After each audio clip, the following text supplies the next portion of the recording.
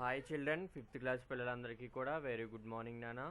మనము నిన్న half of the lesson చూసి అందులో మీనింగ్స్ నేర్చుకున్నాం కదా నాన్న. చూడండి, నెక్స్ట్ లెసన్ కంటిన్యూ చేద్దాం. Jim started staying out all night in the jungle. Jim ఏం చేశాడు నాన్న? మొత్తం రాత్రంతా కూడా జంగిల్లో ఉండిపోయాడు కదా. He use to make a fire with some dry twigs and then lie down beside it. అంటే ఏం చేశాడు అంటే ఎండిపోయిన మొక్కలన్నింటినీ కలిపి ఏం చేశాడు అంటే తగలపెట్టి ఏం చేశాడు ఆ పక్కన పడుకున్నాడంట. If he heard a tiger growling close by he just throw another stick into the fire and went back to the sleep. అంటే ఏంటి, ఏదైనా పులి యొక్క గాంభీర్యం కానీ ఏమైనా వినిపిస్తుంటే ఏం చేస్తున్నారు, ఆ స్టిక్లోకి మంటలోకి ఏం చేస్తున్నారు, స్టిక్ వేసేసి ఇంకా మంట ఎక్కువైపోతుంటే పులికి ఏంటి ఫైర్ చూస్తే భయం కదా, కాబట్టి ఆయన ఏం చేస్తున్నారు అంటే మంటలోకి వేసేసి ఆయన పడుకుంటున్నారంట ప్రశాంతంగా. In the morning, he would get up and start wandering around the jungle, taking in all its secrets and wisdom. Jim often went hunting with his pet dog, Robin. They shared many exciting ventures together. అంటే ఏంటి చూడనా, ఇక్కడ gym ఏం చేశాడు అంటే పెట్ డాగ్ని తీసుకుని హంటింగ్కి వెళ్ళటం జరిగింది. ఇప్పుడు రాబిన్, జిమ్ ఇద్దరూ కలిసి ఏం చేసుకున్నారు అంటే చాలా విషయాల గురించి డిస్కస్ చేసుకోవడం జరిగింది నాన్న. Who was then only a darting 3-month old puppy. అంటే ఏంటి, అది ఒక 3 months old పప్పీ అంటున్నాను, చాలా చిన్నదంట. He did not want to keep him but the puppy came and curled over his feet and liked him so lovingly that he decided to keep him. అంటే ఏంటి, తను పప్పీని పెంచుకోవాలని ఉద్దేశంతో లేడంట, కానీ ఏంటి ఆ పప్పీ తన దగ్గరికి వచ్చి, చూడండి మనకి ఇష్టమైన పప్పీస్ ఏమైనా ఉంటే దగ్గరికి వచ్చి మనల్ని నాకటం కానీ అలా చేస్తూ ఉంటాయి కదా. ఇంకా అలా చేసేటప్పటికి తను ఏం చేశాడు అంటే ఇంకా ఆ పప్పీని ఉంచుకోవడం జరిగింది. He took him home where he gave him and warm water bath and some milk to drink. అంటే ఆ పప్పీని ఇంటికి తీసుకెళ్ళి ఏం చేశాడు, ఒక వేడి నీటితోటి స్నానం చేయించి పాలు పట్టించడం జరిగింది. He was such a friendly and intelligent dog that Jim began to train Robin.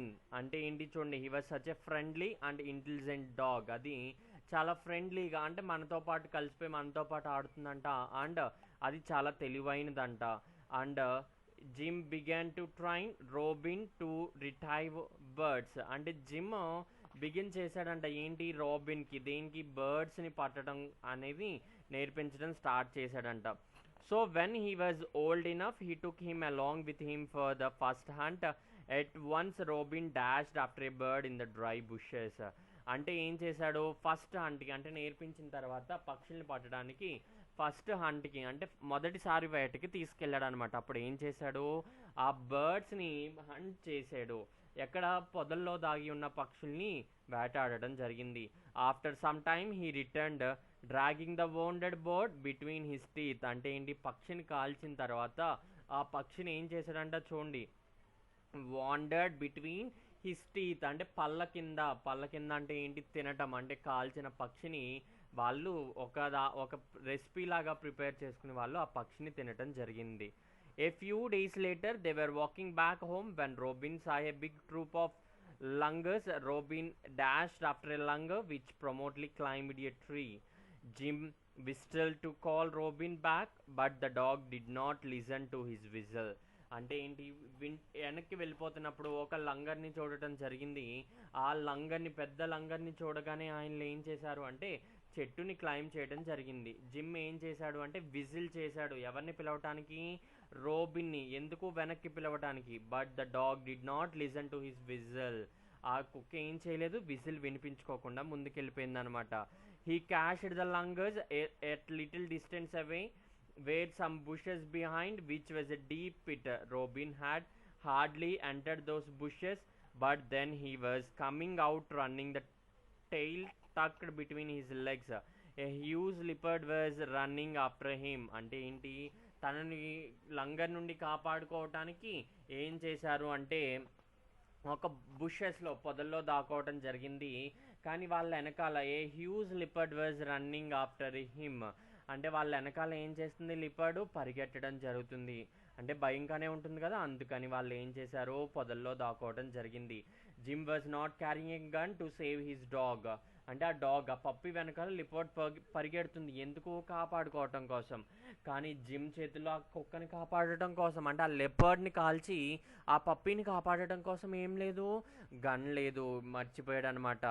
The langurs were calling loudly from the trees. The leopard came closer and closer to Robin, and just when he was within a reach of Robin he turn and disappeared to the other side. అంటే ఏంటి, అక్కడికి వచ్చేటప్పటికి గట్టిగా అరిసేటప్పటికి ఆ leopard ఎవరి దగ్గరికి వచ్చింది, రోబిన్ దగ్గరికి వచ్చి, రోబిన్ దగ్గరికి వచ్చేటప్పటికి రోబిన్ ఏమయ్యాడు అంటే వెంటనే వెనక్కి తిరిగి వెళ్ళిపోవటం జరిగింది.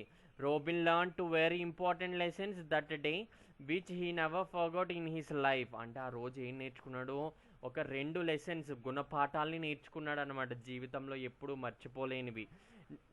Never to disobey the master's whistle, and secondly never to chase lungers. He also learned that when lunger gave a warning call, it meant that a leopard was nearby.